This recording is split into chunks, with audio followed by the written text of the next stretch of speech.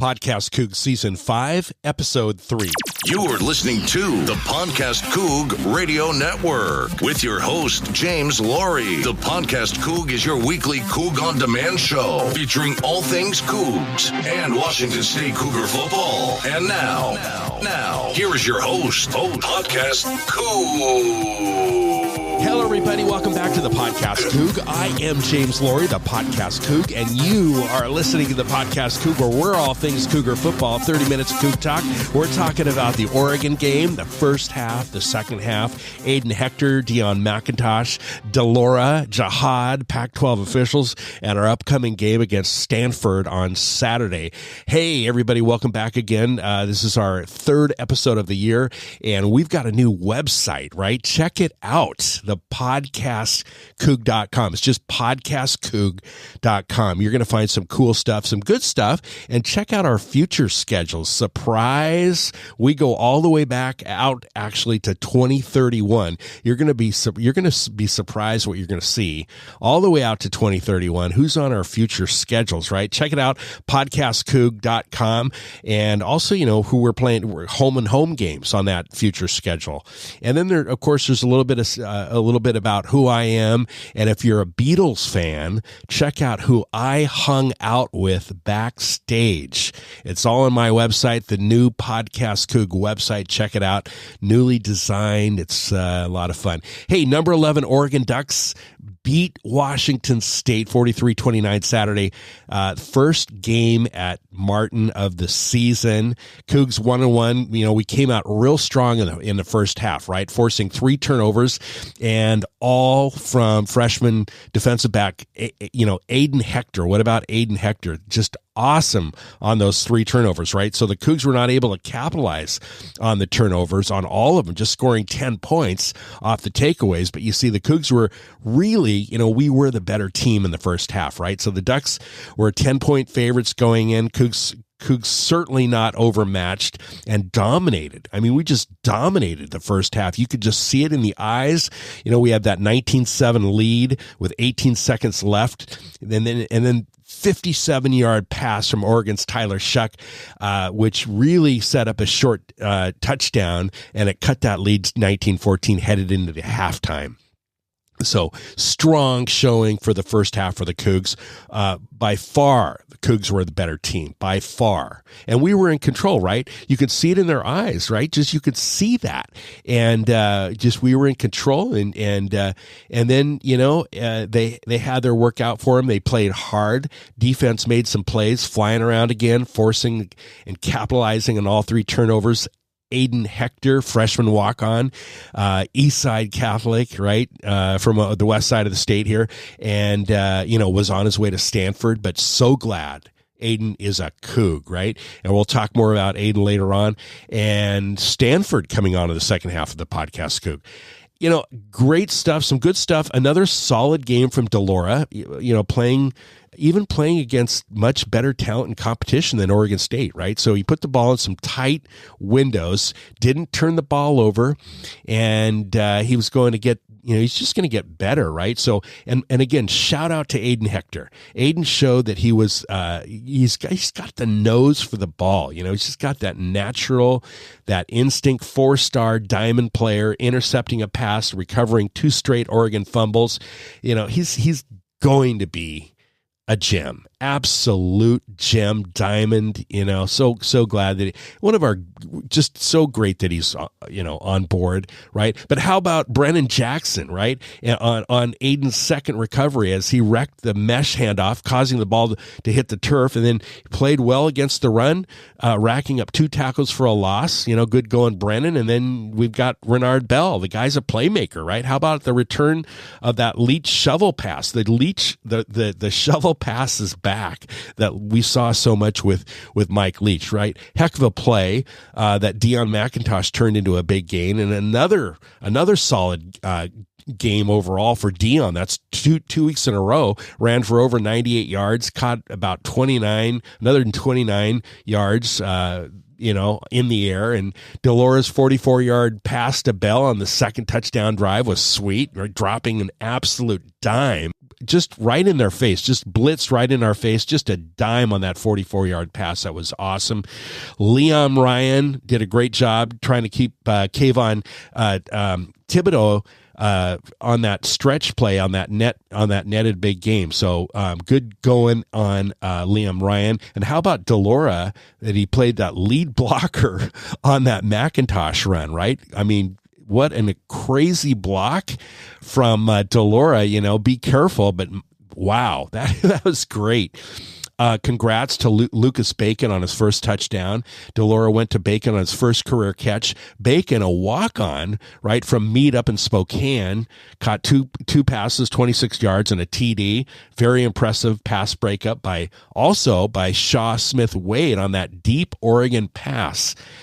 That was nice. And then Jahad Woods, never fails, seems to be everywhere after chasing those Oregon up and down the field. He got 8 tackles, 8 solo tackles, 3 tackles with a loss, and a sack. Very nice, Jahad. And the Cougs only the only sack came from Jahad, who also led the team with 11 tackles, and 8 of them were solo. So not bad again from Jahad Woods.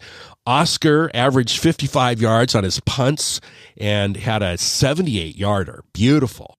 And how about Blake Mazza, who was 3-3? You couldn't ask for better, right? However, it was too bad those 3 takeaways, 3 turnovers only led to 10 points to show for it. It's just unfortunate. We got those 3 turnovers, netted 10 points, and think about it. Each team had 6 red zone possessions, right? So Oregon scored touchdowns on 5 of them, while Washington State scored on 3 touchdowns. So Oregon had the better part, but and how about going for 2 points, right? What's up with that? Just take the free point and tie the game. I mean, this is not they're just crazy. Why so early in the game do you go for 2 points?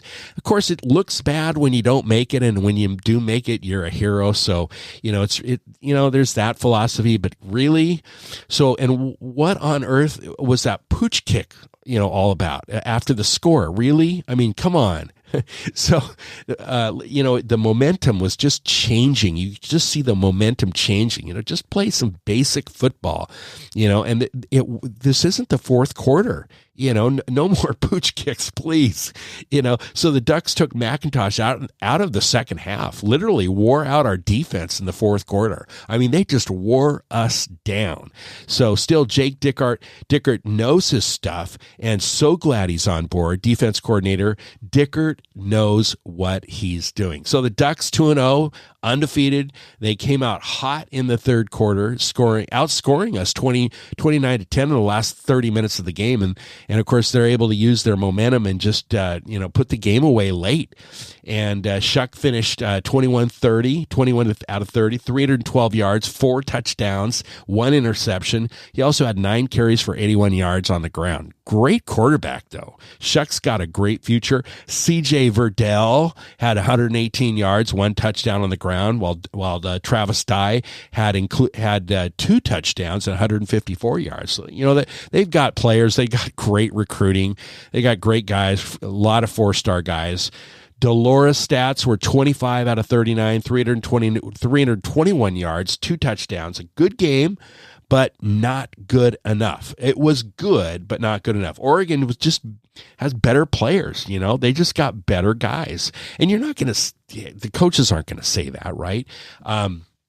Oregon State's coach isn't going to say that, but, Jonathan, right? So, but that's true. I mean, they just got some really good players. And I do think that Delora improved from the Oregon State game, meaning that, he looked more comfortable, right? It wasn't his first game, and he just looked more comfortable, right? And made some solid decisions.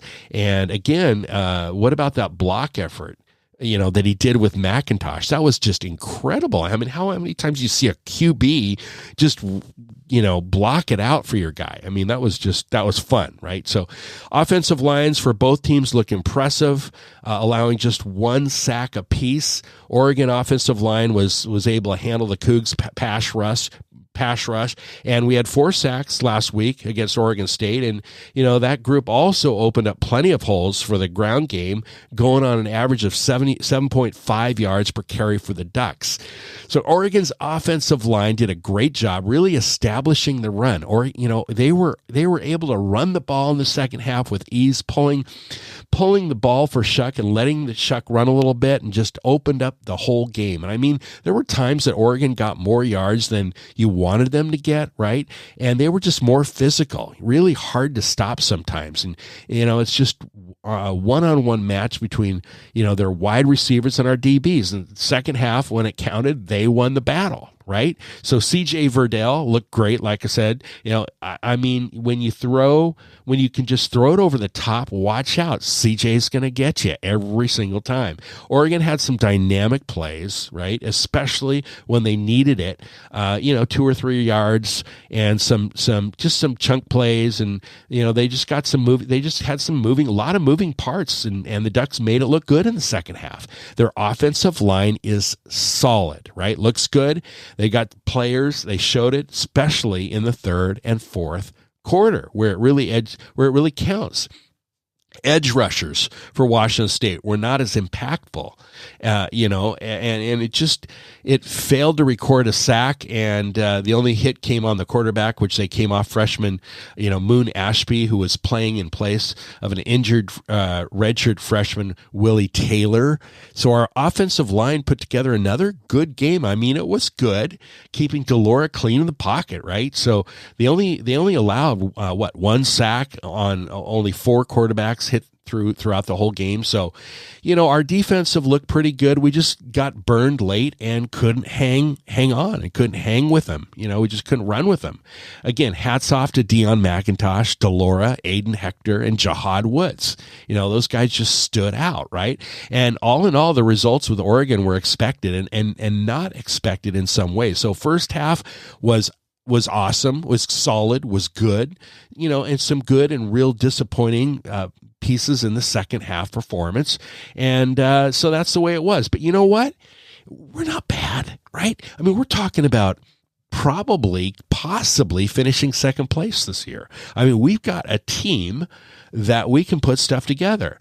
But what about that officiating crew, right? Did you notice those guys, that there was no pylon cameras?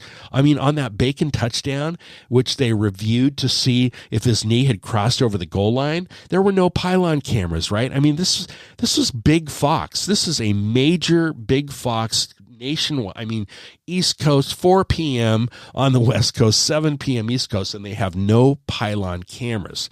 So what are they going on the cheap for Pac-12? Are they subcontracting out? Are they trying to save money? I mean, this is really interesting. And also, not sure if you know this about the officiating crew, but most of these guys were not Pac-12 officials, okay? Now, remember when the Pac-12 announced that they weren't going to play this year, right? Their best officials in the Pac-12 conference, what do? They went out to work for other conferences. They needed work, right? So they went out and found jobs in other conferences. So right now, the Pac-12 doesn't have its best officials on the field. I don't know if you knew that or not. But that could be a problem, right? So what do we have? Well, we've got guys that were retired guys, or not we, but they have retired guys they're using, and Big Sky officials. Okay, nothing wrong with that, but it's just not our normal Tier 1 Pac-12 officials. They're working other games, maybe somewhere, definitely other conferences. So this could have an impact on our conference. It could. All right. And I don't think there's anything suspicious going on. There isn't. I mean, these guys are very well qualified. But look at the cameras, especially that Oregon-Washington State game. I mean, our game, it just they had 6 cameras on those, I don't even think they had 6 cameras out there for those late games on all of them. The question is, why didn't they have the angles? Was the budget cut? Is it advertising revenue that is down because of COVID? That's interesting, right? And those officials got thrown under the bus because some Fox executive cut a couple of camera angles, including the pylons. You just don't see that. And, we're moving on, right? Life goes on, and we didn't have pylon cameras 10 years ago. So you've got to give your command center enough angles to do their job, right?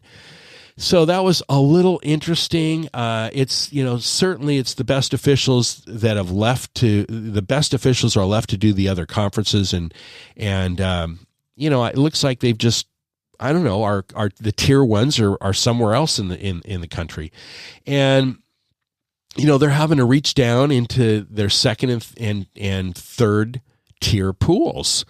So they're just not, I don't know. It's interesting. So I'm not saying that the best officials are gone, but, they might be going to the big sky and trickling down effect. So it's hard, it's hard to draw from where this is all going. But eventually they're going to get it right. And at least they can do something about it. Fox can bring in the pylon cameras. To me, it sounds like budget cuts. But I think they learned something, right? It's this pandemic is really affecting a lot of business models across the country, no question about it, right? But anyway, there's also coaches in the conferences that are privately saying, hey, we're talking about like Oregon's schedule, right? When they came out with the schedule this year, it's like, hey, I think they're favoring Oregon. Now, these are conspiracies, but they may or may not be, but they are privately saying, hey, I think they're favoring Washington, Oregon, USC.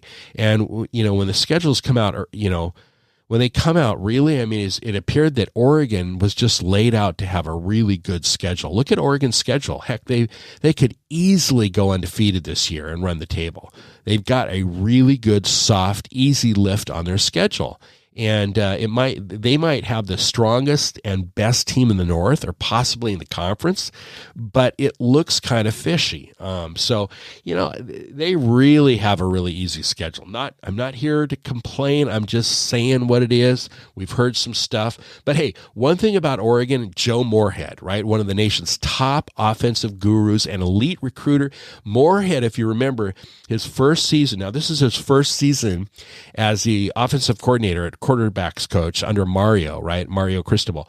And if you recall, Moorhead was fired, right, as head coach of in January, like this January, Mississippi State, where Leach took over.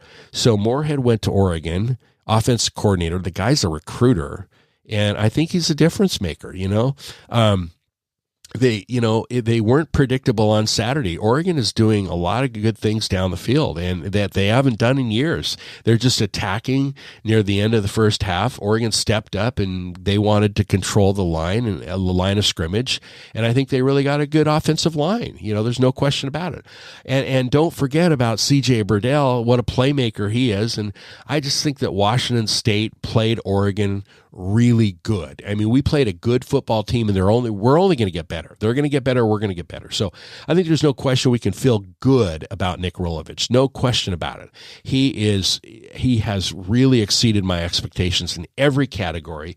Absolutely very confident in Nick Rolovich, and I think we're going to win some games this year. We've got guys, and he's not over his head, right? And I think we're going to win some games this year. So it looks like that the Cougs are probably going to be fighting for the second place in the Pac-12 North, and which is great. It's good. It's better than what we thought, right? And nobody really expected us to perform on the field better than what we're seeing. We just came off on probably the best team certainly in the North and possibly in the conference. So we got to take care of Stanford first, right? We're playing a much less talented team on Saturday as the Cougs are heading down to the farm, Palo Alto, to the 0-2 Cardinal. And speaking about the trees, we're going to talk about Stanford, the Stanford Cardinal. They're coming up next right here on the second half of the Podcast Coug. Hey, Coug fans. You're podcasting with James Laurie and the PodcastCoug Radio Network. The Podcast Coug is your weekly Coug on Demand show, featuring all things Cougar football in Washington State.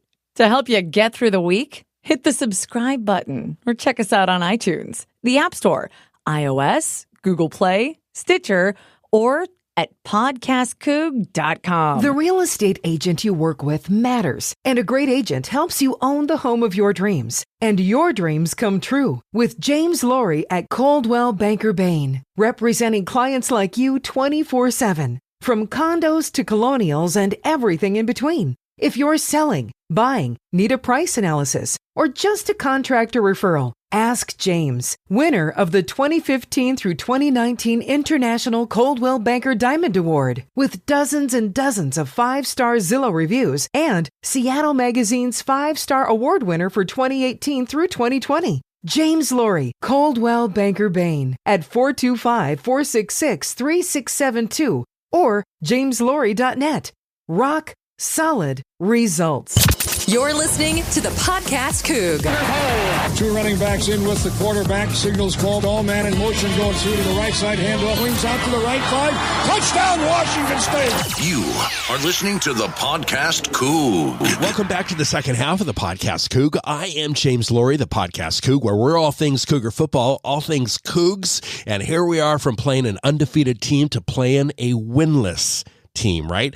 Let Nick roll. Washington State 1-1 heads down to the farm, Palo Alto. Stanford 0-2 this Saturday, 8 p.m. FS1. Now the line, they've got Cardinal at 2.5-point favorites. Last week, the Cardinal nearly came back, right, from a 19-point deficit in the fourth quarter, but lost 35-32 to Colorado at home in Palo Alto. The Stanford Cardinal are off to their 0-2 start for David Shaw and are just allowing 35 points per game, right? So last Saturday, Stanford came back in the fourth quarter before they just came back before falling short. That 35-32 score, a loss at home, Colorado. And hey, Cardinal really outgained 432 to 397 their margin and trailed by as much as 19 points in the third quarter. So what a comeback on the fourth quarter. They just didn't get it done. Now, Stanford quarterback Davis Mills,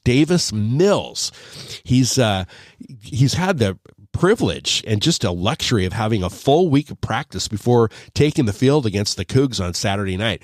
There were some COVID-19 protocols. Mills was among 4 players that scratched for that opener that they played against Oregon on November 7th, and he wasn't cleared until a day before they played the Buffaloes, right? So here we go, and against Colorado, Davis Mills was crushing it. A quarterback phenom. The guy is great.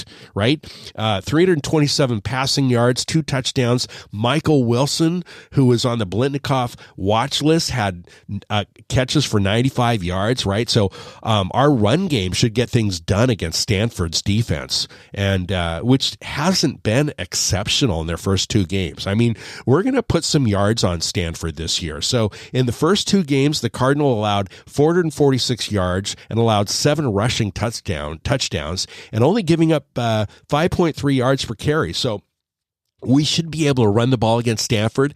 And wouldn't it be nice if Max Borghi returns? I mean, it's just, we don't know. It's week after week. He may not be here, obviously, for the whole year. But, if you recall, Max committed to David Shaw, and, he never got the chance to play. And he may, if he doesn't make the trip on Saturday, he may never, ever get to play in Palo Alto again. So now speaking about Stanford commitments, Ayden Hector, Mr. Turnover, right, against Oregon. so Stanford, now he's also another guy, right, that committed to Stanford. He originally signed for David Shaw, and then Hector committed to the Cardinal in October of 2019. 2 months later, due to circumstances, right? If you remember, Ayden, 4-star recruit, walked on to Washington State. Preseason camp, started the season opener strong as a strong safety, and recorded 7 tackles against Oregon State. Had that incredible outcome with Oregon, the 3 turnovers, and the rest is history. So I do have some concerns, though, about our defense. The offense will keep the Cougs in about every game this season. I mean, there's no question about our offense. We're going to be there. But our defense may be what prevents us from winning some games, just some blowout games, the 55-33, that type of blowout game. In other words, for this season, it remains that they're all going to come down, possibly. They're all going to come down in the fourth quarter. Remember Stanford's offense found new life in the second half of Saturday's game against Colorado, right? Scoring 23 points, 16 in the fourth quarter. Are you kidding me? Second half of Washington State games against Oregon and Oregon State is where the Cougs defense just gave up, right? And they just tired out. So the Cougs only, they allowed 21 points in the second half at Oregon State and 29 against Oregon. So we need our defense to play all 4 quarters and not tire out and or get worn down in the second half. We just can't, that can't happen. So especially the fourth quarter. So Dickert possibly needs to make some adjustments so we're strong, fresh in the fourth quarter, pulling some new guys in and finish strong. Like I said, Stanford has that ability to come back and get her down in the fourth quarter. These games are going to be tight. They're not necessarily going to be blowouts for this year, right?